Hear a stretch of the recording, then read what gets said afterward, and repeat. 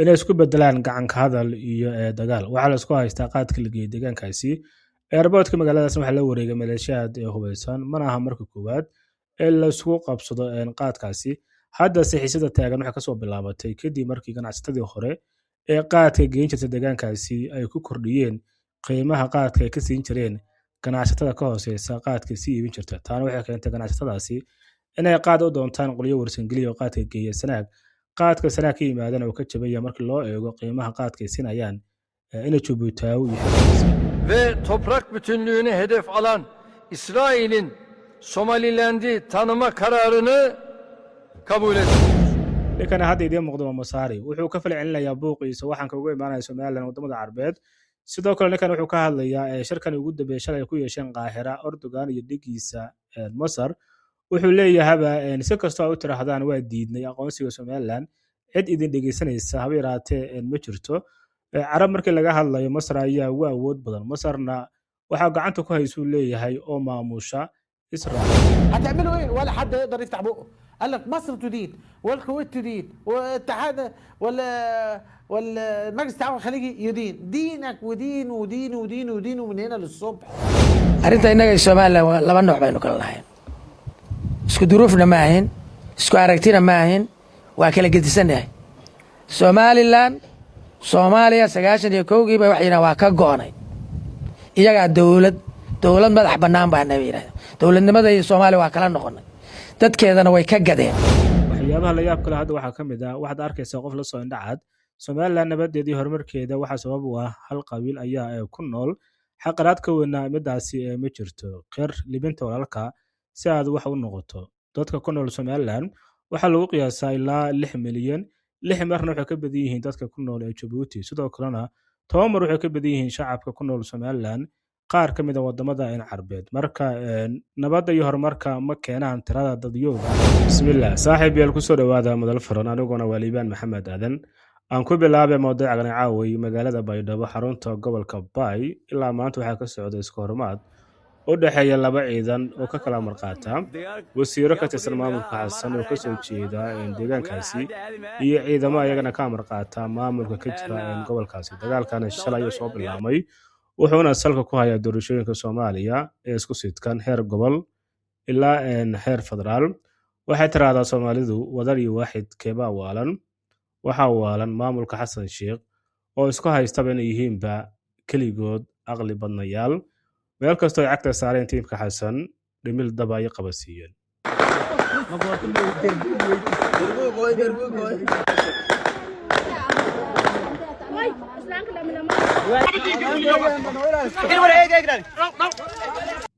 dhawa markay leeyihiin waxay la jeedaan dila. dagaalkan maanta dhacay markii loo eego hubka la isku adeegsaday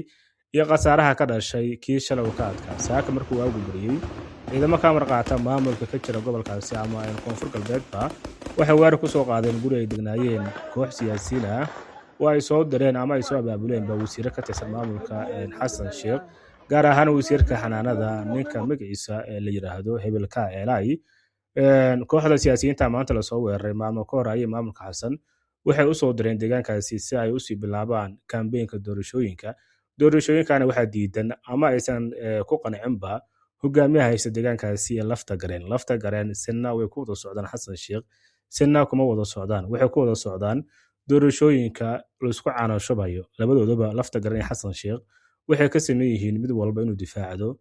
kursigiisa. Xasan Sheekhse hoosta wuxuu ka wataa siyaasiyiin uu doonayo inuu ku bedelo lafta gareen waana mid uu diidan yahay una ka dagaalamayo hogaamiyahaasi. حسن هاجو اي صاحب يا صاحبك انه حالة عادي وايه انه جو دقن حالة قرار وايه انه لما انتانا وافجر دونا انه انا اكل خلاص تسوى ان كوالي صاحب ورك جيب افجر دونا وانا وارغب ان شاء الله ساسا ولا غوران هجه وغور خير بيدو ميسنا لان دباتو سين ود ان شاء الله وبلا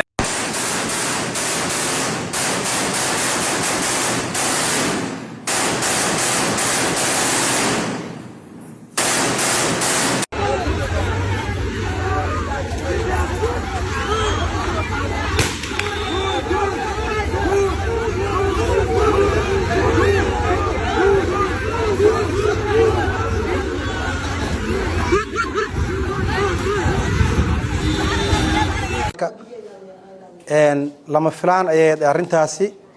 laakiin waa laga fursan waayay in meeshaas lagu dagaalamo falilaahi alxamdu dagaalkii waa la soo afjaray qolo mooryaan ah oo dhibaato ku haysay shacbiga reer koonfur galbeed ayaa maanta carrada laga safeeyey hambalyaan leeyahay ciidamada daraawiishta reer koonfur galbeed aadaa u mahadsantihiin sida waajibka u gudateen waxaan rabaa si cad inaan idinkugu sheego dowladda federaalka Soomaaliya meel ay ugu maqan tahay ma jiro sababtoo ah wasiir ka mid ah xukuumadda gurigiisa ciidanka joogeen 100 ka mid ah maxaa la yiraahdaa 40 ku dhawaad ah meeshii joogtay oo maxaa la yiraahdaa guriga ku jira ku dagaalamay seenoo dhigi kartaa marka dowladda Soomaaliya ani ma ogi dowladda Soomaaliya iyada raali ka ahayd iyadaan loo haysta dhibaatada iyo waxa ka dhacay magaalada Baydhabo kooxo isbahaysaday oo aqaladeyn ka wada deegaanada koonfur galbeed oo jidgooyooyin maamulkan dhikadeen oo dhibaatooyinkaasi ku dhalatay shalay igee ka dhatay Baydhabo la ka dagaalamay maamadin horeeytay Baydhabo shaqooyinkaas ku dhiyaan taasoo abaabulaayeen siyaasiyiinta ku jeeda deegaanada oo weydiiyo kursiga saas malkeelow kursiga meel keelay odan la keelay odsan waqti iyo la deeri doon madaas diyaar garow laakiin deegaanka rabshada iyo dhibaato ku dhaafto lagu abaabulo oo qarash lagu bixiyo qalalaaso iyo dhimashadooda meeshii noloshooda qarash lagu bixi lahaa dadka dhimashadooda in qarash lagu bixiyo waxaan leenahay dadka ka dambeeyo iimaanka idinka baxay ilaahay baa ka fogaateen xumaan baad ka shaqayseen miraheedana waad gura doontaan qayb ka mid ana hadda waad gurateen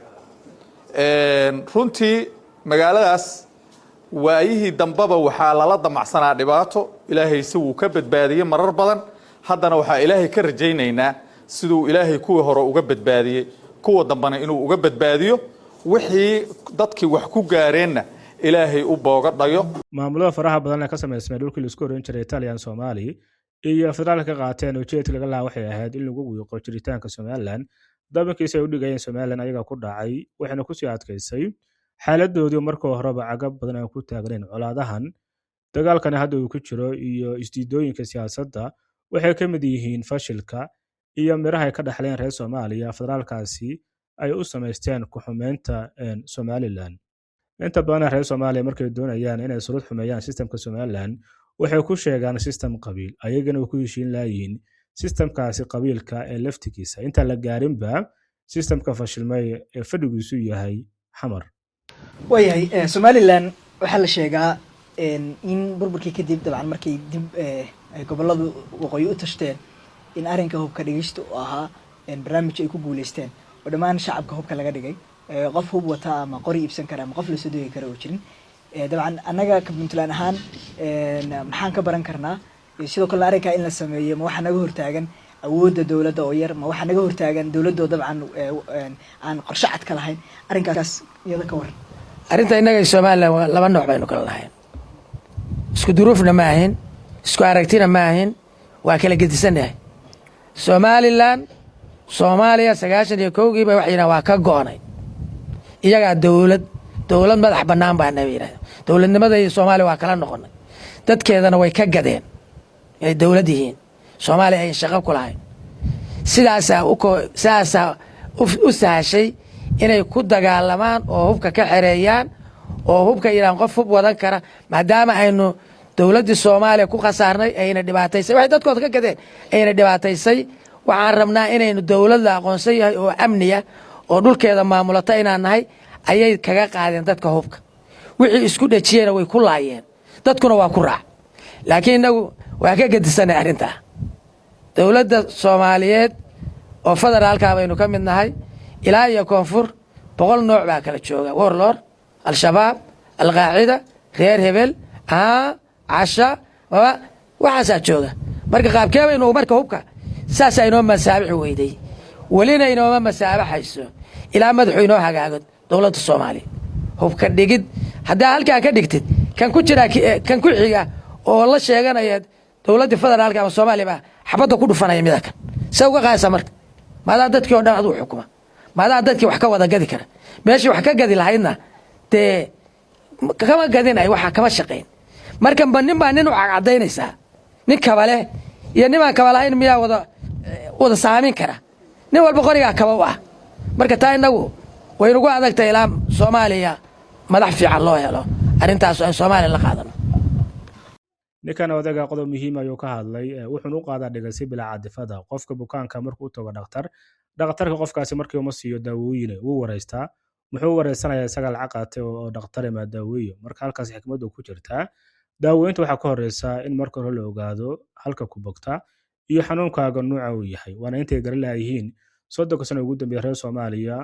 oo aan dawo antooda ahayn caafimaad ka raadinaya hees ayaa marheed waxa ku jiray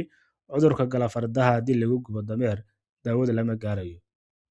waxyaabaha la yaab kale hadda waxaa ka mid ah waxaad arkaysaa qof la soo indhacad Soomaaliland nabadeedii horumarkeeda waxaa sabab u ah hal qabiil ayaa ku nool xaqaraad ka weynaa midaasi ma jirto qeer libinta walaalka si aad wax u noqoto dadka ku nool Soomaaliland waxaa lagu qiyaasaa ilaa 6 milyan 6 marna waxay ka badan yihiin dadka ku nool ee Djibouti sidoo kalena 10 mar waxay ka badan yihiin shacabka ku nool Soomaaliland qaar ka mid ah wadamada Carbeed marka nabadda iyo horumarka ma keenaan tirada dadyooga waxaa keena hadba dadkaasi qaabka ay u qaabilaan ama ay u qaataan systemkooda dowliga haddaba dib ugu noqday mowduuca dagaalkan maanta ka dhacay Baydhabo qasaare lixaad ayaa ka dhashay oo isugu jira burbur hantiyeed iyo mid nafeedba qasaarahaasna waxaa badiyay ciidankii daruurtu dhex maraysay labada dhinacba wuxuu ku hubaysnaayeen hubka nuuciisa culus gaar ahaan qoriga nuuciisa loo yaqaan RPG-ga ama baasuukaha qorigaasna RPG wuxuu ka mid yahay hubka jugta culus wararka hordhax hadda laga helay Baydhabo waxay sheegayaan qoys ka koobnaa 8 afar ka mid ah ahaayeen caruur inay ku dullaceen qaar ka mid ah madaafiicdii ay isdhaafsanayeen ciidamada daruurtu ku dhex martay magaaladaasi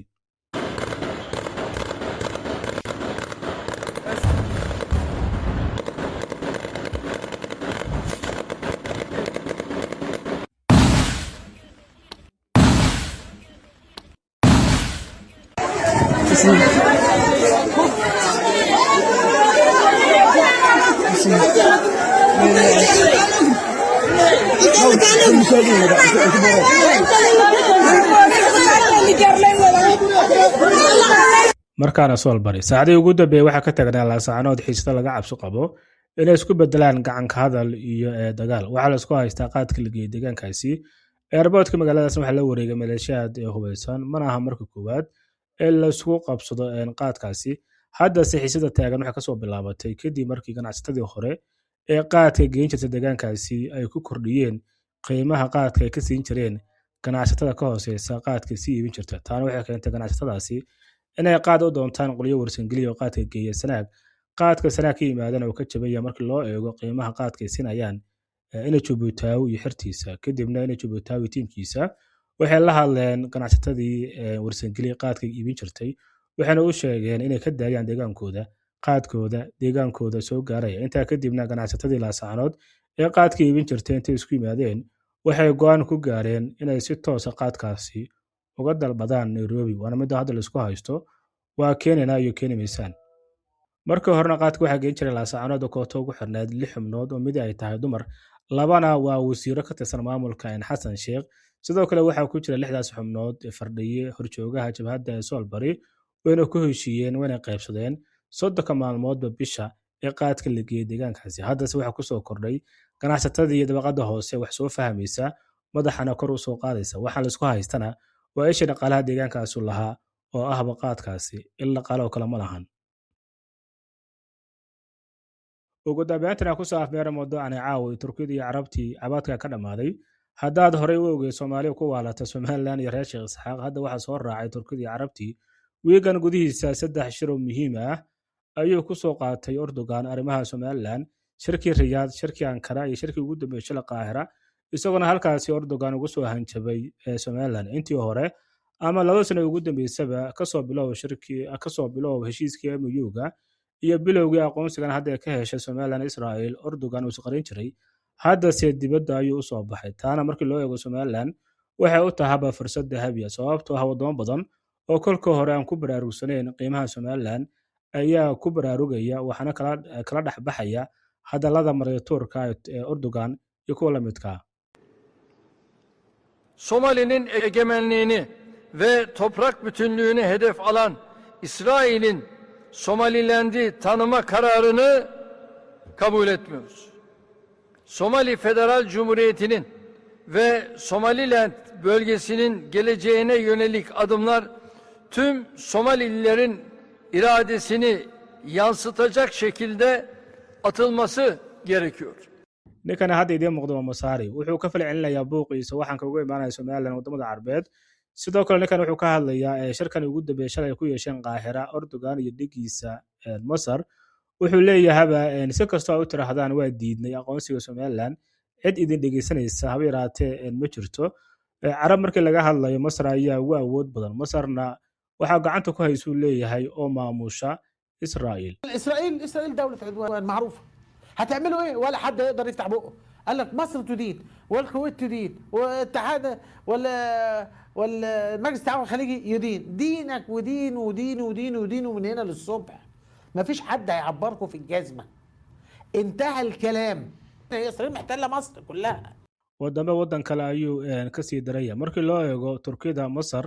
iyo Sacuudiga waxaa sii maro dilacsan ee Turkida waayo aqoonsigan ay Somaliland wuxuu soo afjaray damci Turkida